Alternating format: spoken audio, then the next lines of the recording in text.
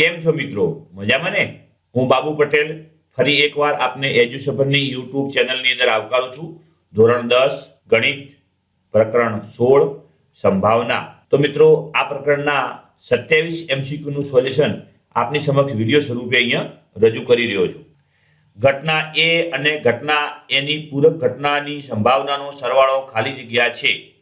મિત્રો યાદ રાખો, ઘટના અને પૂરક ઘટના PA વત્તા PA ડેશ બરાબર હંમેશા 1 થાય.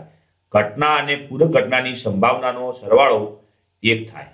ચોક્કસ ઘટનાની સંભાવના ખાલી જગ્યા છે. મિત્રો યાદ રાખો, ચોક્કસ ઘટનાની સંભાવના હંમેશા 1 હોય. અશક્ય ઘટનાની સંભાવના ખાલી જગ્યા છે. જે ઘટના ક્યારેય બનવાની નથી એવી ઘટનાની સંભાવના હંમેશા 0 હોય. તો જવાબ આવશે A 0. કોઈ પણ ઘટનાની સંભાવના ખાલી જગ્યા કે તેથી વધુ હોય. હંમેશા કોઈ પણ ઘટનાની સંભાવના 0 કે તેથી વધુ હોય. તો અહીંયા જવાબ આવશે D 0.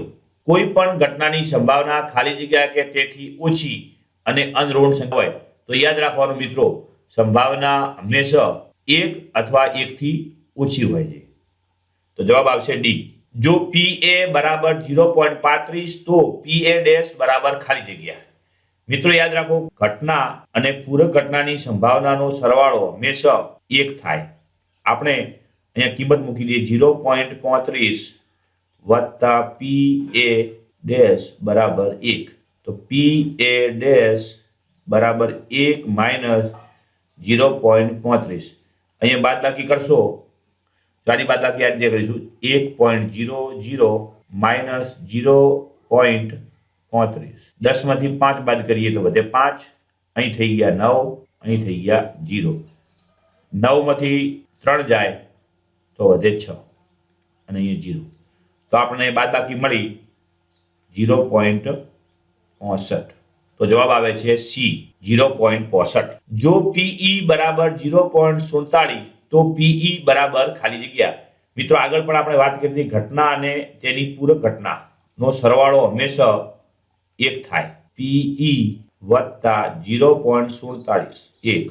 PE બરાબર 1 માંથી 0.47 બાદ કરી દઈએ તો એનો જવાબ કંઈક આવો આવે છે 0.53. તો અહીંયા જવાબ મળે છે આપણને D 0.53. જો તમારા હાથમાં રહેલા પ્રશ્નપત્રમાં 101 ગુણ મેળવવાની સંભાવના ખાલી જગ્યા છે કે આપણે ધોરણ 10 માં વધુમાં વધુ 100 ગુણનું પેપર હોય તો 101 ગુણ તો આવે જ નહીં. તો આ ઘટના હંમેશા અશક્ય ઘટના છે. તો અશક્ય ઘટનાની સંભાવના હંમેશા 0 હોય. તો એ જવાબ મળે છે આપણને C 0. સૂર્ય પશ્ચિમમાં ઉગે તે ઘટનાની સંભાવના ખાલી જગ્યા છે. મિત્રો આ જે સૂર્ય પશ્ચિમમાં ઉગે છે જે અશક્ય છે, તમને ખ્યાલ છે કે અશક્ય હોય તો એની સંભાવના હંમેશા શું હોય? 0 હોય. તો એ જવાબ મળે છે આપણને C 0. પ્રયોગની તમામ ઘટનાઓની સંભાવનાનો સરવાળો ખાલી જગ્યા છે. મિત્રો યાદ રાખો, પ્રયોગની તમામ ઘટનાઓનો સરવાળો હંમેશા 1 હોય. તો જવાબ મળે છે આપણને C 1. ઘટના કેની સંભાવના ખાલી જગ્યા માટે ડેશ ડેશ ડેશ. તો મિત્રો યાદ રાખો, કોઈ પણ ઘટનાની સંભાવના 0 હોય અથવા 1 હોય અથવા 0 અને 1 ની વચ્ચે હોય. તો આ પ્રકારની શરતનું પાલન થતું હોય એવી ઘટના છે 0 less than equal to PK less than equal to 1. તો જવાબ મળે છે આપણને C. એક સમતોલ પાસો એક વખત ઉછાળવામાં આવે તો પાસા પરનો અંક અવિભાજ્ય હોય તેની સંભાવના ખાલી જગ્યા થાય. મિત્રો પાસાને આપણે એકવાર ઉછાળીએ તો કેટલા પરિણામો મળે એની વાત કરી દઈએ. 1 2 3 4 5 6. કુલ આપણને 6 પરિણામ મળે. તો આપણે એની સંભાવના શોધવી હોય તો કુલ પરિણામની સંખ્યા થઈ ગઈ 6. હવે અવિભાજ્ય અંકો કયા કયા? તો એક છે 2, એક છે 3, એક છે 5. તો એવી સંખ્યા મળી આપણને 3. તો અહીંયા સંભાવના આવે છે 3/6 બરાબર 1/2. તો અહીંયા જવાબ મળે છે D 1/2. 100 ગુણના પ્રશ્નપત્રમાંથી 100 ગુણ મળવાની સંભાવના ખાલી જગ્યા છે. મિત્રો યાદ રાખો, કોઈ પણ વિદ્યાર્થીને ઓછામાં ઓછા 0 ગુણ આવી શકે, પછી 1 આવી શકે, ડેશ ડેશ ડેશ, અને વધુમાં વધુ કેટલા ગુણ મળી શકે? 100 ગુણ મળી શકે. તો અહીંયા આગળ કુલ પરિણામ થઈ ગયા 101. 0 ને આપણે ગણીએ એટલે 101 થઈ જાય. અને હંમેશા 100 એ એક જ હોય, તો એની આપણે ઘટના શોધવી હોય, તો એની આપણે સંભાવના શોધવી હોય, તો 100 એક જ વાર હોય એટલે 1 લખીશું અને અહીં લખીશું 101. મિત્રો, આવા પ્રકારના દાખલા હોય ત્યારે યાદ રાખવાનું, તમારા ઉપરના ભાગમાં હંમેશા 1 જ આવે. ઉપરના ભાગમાં 1 આવે અને છેદમાં જેટલા ગુણ આપ્યા હોય એટલા ગુણમાં 1 વધારી દેવાનું. દાખલા કે 50 ગુણનું પેપર હોય તો અહીંયા 51 કરી દેવાના છેદમાં. તો અહીંયા જવાબ આવે, અહીંયા 100 આપ્યા છે તો અહીંયા કરીશું 101. તો 1/101 જવાબ આવે છે આપણને સી. બે સમતોલ પાસા એક સાથે ફેંકવામાં આવે છે. બંને પાસા પર સમાન અંકો હોય તે ઘટનાની સંભાવના ખાલી જગ્યા છે. મિત્રો, યાદ રાખો, કુલ પરિણામો અહીંયા આપણને મળે. બંને પાસાને એક સાથે ઉછાળીએ તો કુલ 36 પરિણામ મળે. અને આપણે બંને પાસા ઉપર સમાન અંકોવાળા પરિણામ આપણને મળે. એક તો 1 હોઈ શકે, પછી 2 હોઈ શકે, 3 હોઈ શકે, 4 હોઈ શકે, 5 અને 6. તો આપણને કુલ પરિણામ મળ્યા 6.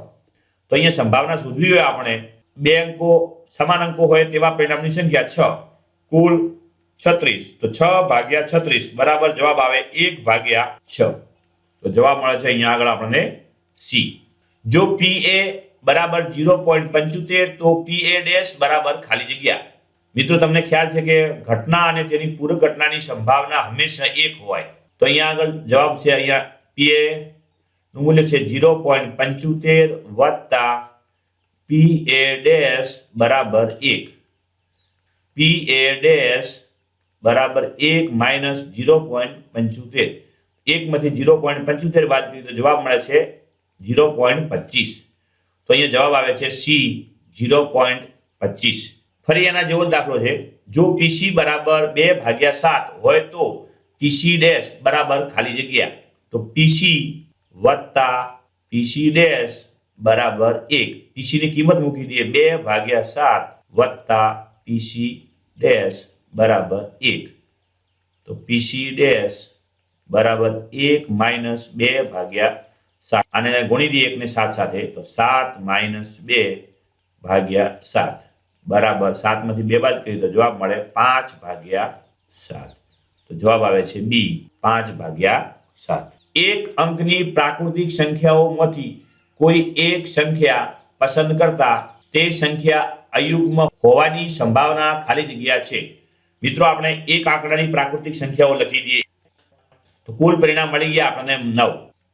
કુલ પરિણામ મળી ગયા 9. હવે એમાં શું કીધું છે? અયુગ્મ સંખ્યાઓ એટલે કે બેકી ન હોય તેવી સંખ્યાઓ. તો 1, પછી આ 2, પછી આ 3, પછી આ 4 અને આ 5. તો અયુગ્મ સંખ્યાઓ 5 મળી ગયા. તો આપણે આની સંભાવના શોધવી હોય તો 5/9 જવાબ મળે 5/9. મિત્રો, યાદ રાખો, હંમેશા સંભાવનામાં નીચેનો જે છેદ છે, છેદ હંમેશા મોટો હોય એટલું યાદ રાખવાનું, અથવા સમાન હોય પણ અંશ કરતા છેદ હંમેશા મોટો હોય. ઘણીવાર ઘણા વિદ્યાર્થીઓ ભૂલ કરતા હોય છે. જો PD ડેશ બરાબર 13/27 હોય તો PD બરાબર ખાલી જગ્યા. તો PD વત્તા PD ડેશ બરાબર 1. PD વત્તા 13/27 બરાબર 1. PD બરાબર 1 માઇનસ 13/27 લસા લઈ લઈએ તો 27 માઇનસ 13/27. 27 માંથી 13 બાદ કરી દઈએ તો જવાબ મળે છે આપણને 14/27. જવાબ આવે છે સી, 14/27. એક શહેરમાં ડાયાબિટીસના દર્દીઓની સંખ્યા નીચેના કોષ્ટકમાં આપેલી છે. આ પરથી વ્યક્તિઓ ડાયાબિટીસનો દર્દી છે તેની સંભાવના શોધવાની છે. દાખલા કે ડાયાબિટીસનો દર્દી છે એની સંભાવના છે PA. તો આપણે ડાયાબિટીસના દર્દીઓની સંખ્યા, તો કુલ દર્દીઓની સંખ્યા છે 6000 અને કુલ વસ્તી છે ગામની 30,000. 3 શૂન્ય ઉડી ગયા. 6 વડે 30 ને ભાગીએ તો અહીંયા આવે 5. તો તો જવાબ આવે 1/5. અહીં જવાબ મળે છે આપણને એ 1/5. 100 ગુણના પ્રશ્નપત્રમાં 75 ગુણ મેળવવાની સંભાવના. આગળ પણ હવે દાખલો આપણે આવી ગયો છે, હવે તમને ખ્યાલ આવી ગયો છે. તો 1 થી શરૂ કરી વિદ્યાર્થી 0 થી શરૂ કરી 0 1 શરૂ કરીને વધુમાં વધુ 100 ગુણ લાવી શકે. હવે આપણે આની સંભાવના શોધવાની હોય તો તમને ખ્યાલ છે કે કુલ પરિણામની સંખ્યા થઈ ગઈ 101 અને 75 કેટલા હોય 1. તો જવાબ આવે છે 1/101. તો જવાબ મળશે અહીંયા બી.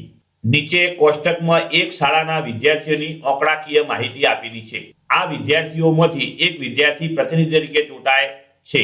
તે વિદ્યાર્થી ધોરણ 9 નો છોકરો હોય તો તેની સંભાવના શોધો. તો આપણે સંભાવના શોધવા માટે PA બરાબર કુલ વિદ્યાર્થીઓની સંખ્યા. તો કુલ વિદ્યાર્થીઓની સંખ્યા છે 550. કુલ આપણે આ ધ્યાનમાં લેવાનું. અને શું કીધું છે? જે ચૂંટાય છે એ ધોરણ 9 નો છોકરો છે. તો ધોરણ 9 ના છોકરા હોય એવી સંખ્યા છે 220. 0 ઉડી ગયા. આને આપણે 11 વડે ઉડાડીએ તો 2, આને 11 વડે ઉડાડીએ તો 5. તો જવાબ મળી ગયો આપણને 2/5. એ 2/5. સમતોલ પાસા પર અંક 7 આવે તેની સંભાવના. મિત્રો તમને ખ્યાલ છે કે સમતોલ પાસાને આપણે ઉછાળીએ તો આપણને 1 2 3 4 5 અને 6 થી વધારે કોઈ અંક મળે નહીં. છેલ્લો અંક આપણને 6 મળી શકે. તો આની સંભાવના અશક્ય ઘટના છે, 7 મળી શકે નહીં. તો અશક્ય ઘટનાની સંભાવના છે 0. તો જવાબ મળે છે એ 0. બે સમતોલ સિક્કાને એક સાથે ઉછાળવામાં આવે તો બંને પર છાપ મળે તેની સંભાવના. હવે મિત્રો 2 વાર સિક્કાને ઉછાળીએ તો મળતા પરિણામો લખી દઈએ આપણે. H બંને પર છાપ મળે.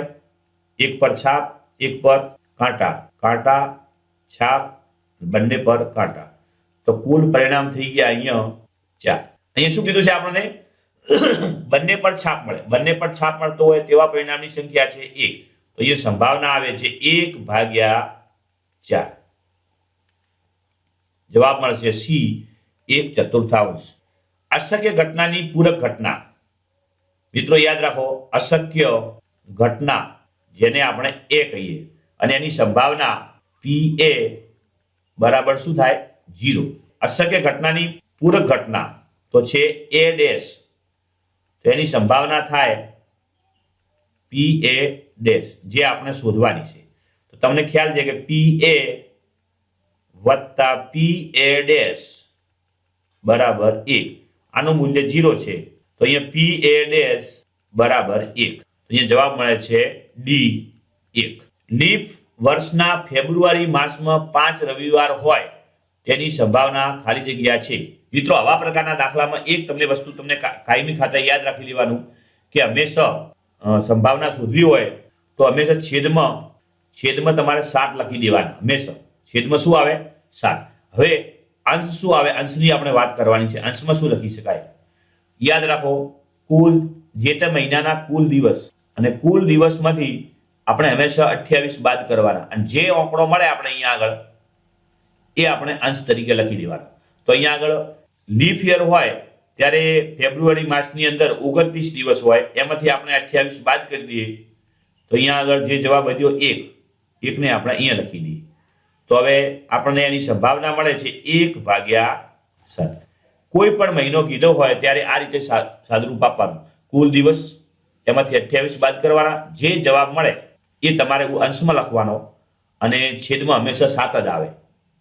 તો અહીંયા જવાબ મળશે આપણને 1/7.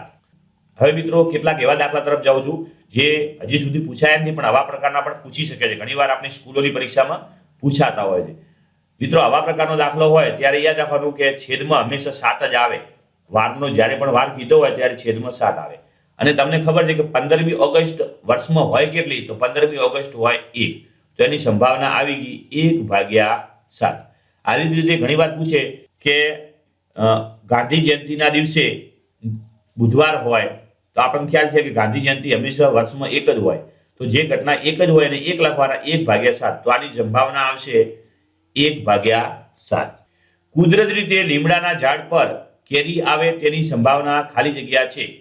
મિત્રો યાદ રાખો, આપણે જો લીમડાના ઉપર જો કલમ કરીએ તો કેરી આવી શકે, પણ અહીં શરત આપી છે કુદરતી રીતે લીમડાના ઝાડ ઉપર ક્યારેય કેરી આવે નહીં.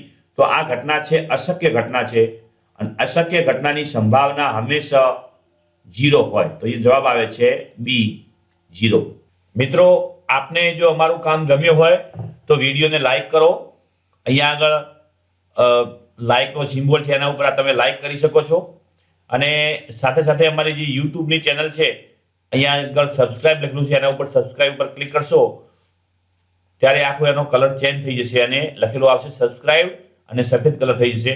જ્યારે સબસ્ક્રાઇબ કરશો ત્યારે જ્યારે પણ અમે આ યુટ્યુબની અમારી એજ્યુસફરની ચેનલ છે એના ઉપર વિડીયો અપલોડ કરીશું ત્યારે આપને મેલના માધ્યમથી જાણ થશે અને સાથે સાથે આપણા મોબાઈલની અંદર નોટિફિકેશન આવશે, જેના દ્વારા આપ આ નવો વિડીયો જે અમે અપલોડ કરીશું એ આપ જોઈ શકો છો. આવજો મિત્રો.